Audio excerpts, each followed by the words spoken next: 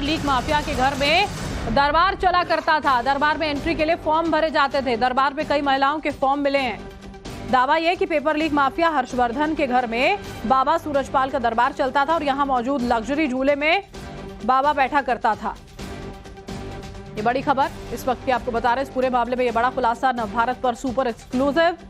राजस्थान के दौसा में कई अहम सबूत जो है वो हाथ लगे हैं। पेपर लीक माफिया के घर में बताया गया कि बाबा का दरबार चला करता था और दरबार में एंट्री के लिए फॉर्म भरे जाते थे। आप तस्वीरें जो देख पा रहे हैं ये वही फॉर्म्स हैं जो वहां से बरामद हुए हैं। महिलाओं की तस्वीरें लगी हैं, नाम लिखा है, पूरी डिटेल्स हैं इन फॉर्म्स के अंदर। दावा यह है कि पेपर लीक माफिया हर्षवर्धन के घर में बाबा सूरजपाल अपना दरबार चलाया करता था। एक के बाद एक अलग अलग खुलासे जो हैं वो यहाँ पर हो रहे हैं। पुलिस की टीम्स जो हैं वो दबिश यहाँ पर दे रही है। लोग अलग तरह के आरोप यहाँ पर लगा रहे हैं और उसके बाद दौसा में किस तरह के सबूत सामने आए हैं वो हमने आपको दिखाया। और ग्राउंड जीरो से नवभारत की एक इन्वेस्टिगेटिव रिपोर्ट भी है। पेपर लीक माफिया के घर में दरबार जो है वो लगाया जाता था। ग्राउंड जीरो से नवभारत की इन्वेस्टिगेटिव रिपोर्ट जो हम आपको बता रहे हैं, ये बड़ी खबर। पेपर लीक माफिया के घर में बाबा जो है वो दरबार लगाया करता था और वहां से किस तरह के फॉर्म्स भी मिले हैं वो भी अलग अलग तरह से खबरें जो हैं वो सामने आ रही हैं।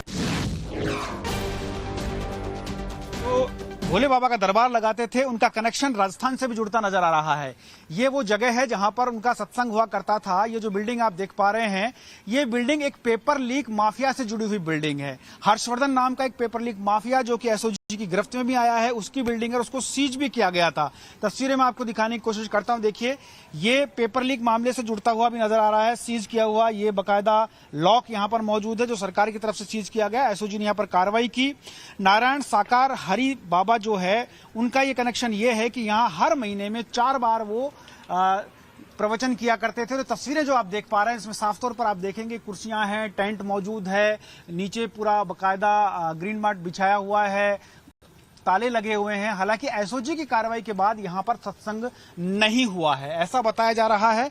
लेकिन कुल मिलाकर ये कहा जा सकता है कि बाबा और बाबा की आड़ में पेपर लीक माफिया यानी कि कहीं ना कहीं एक बड़ा कनेक्शन सामने आ सकता है जो जांच का विषय है और एसओजी उसकी जांच करेगी। क्योंकि अब ये कनेक्शन जब सामने आ रहा है तो संभवतया ये जांच हो सकती है, संभवतया कोई कनेक्शन भी सामने आ सकता है। लेकिन फिलहाल आप देखेंगे ये वो घर मैं आपको दिखा रहा हूं जिसमें टेंट लगा हुआ है। घर के अंदर जो जहां तक हमारा कैमरा पहुंच सकता है वो तस्वीरें हम आपको दिखाने की कोशिश कर रहे हैं, जिसमें आपको कुछ कुर्सियां नजर आती हैं, टेंट नजर आता है, ग्रीन मैट नजर आता है। और अब मैं दरवाजे का वो दृश्य आपको दिखाना चाहता हूं जहां बाकायदा आने वाले सेवकों के लिए देखिए बाकायदा यहां पर रंगोली बनाई गई है। ये भी आप तस्वीरों में देख सकते हैं और उनके स्वागत के लिए यहां पर ये स्वागतम भी लिखा हुआ है। ये तस्वीरें बहुत कुछ बयान करती हैं कि किस तरीके से यहां पर हजारों की संख्या में लोग पहुंचते थे।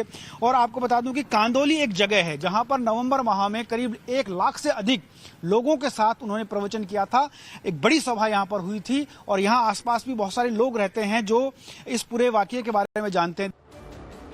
बाबा सूरजपाल के कानपुर आश्रम भी पुलिस पहुंची। आपको बता दें कानपुर के बिधनू में बाबा सूरजपाल का एक आश्रम है। पुलिस ने कानपुर आश्रम के सेवादारों से पूछताछ की। करीब 3 बीघे में आश्रम का निर्माण कार्य चल रहा था। अलग अलग जगहों पर किस तरह से बड़े आलीशान आश्रम बनाए गए हैं वो आपको हम बता रहे हैं। कानपुर आश्रम पहुंची पुलिस की टीम। वहां पर करीब 3 बीघा जमीन बताई जा रही है जहां पर बाबा के आश्रम का निर्माण कार्य जो है वो चल रहा था। सेवादार जो वहां पर मौजूद थे इस आश्रम में, वहां पहुंचकर पुलिस ने उनसे पूछताछ की है।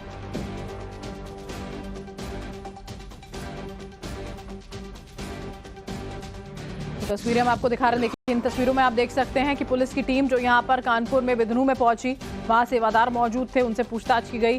सेवादार जो वहां बता रहा था कि जो हैंडपंप लगे हुए हैं, लोग वहां पर पहुंचते हैं, उनकी जो सारी समस्याएं होती हैं वो हल हो जाती हैं। अब ये जो वहां पर सेवादार मौजूद हैं उनसे भी पुलिस ने पूछताछ की है। उन्होंने भी कुछ ना कुछ जरूर यहां पर जानकारी साझा की होगी।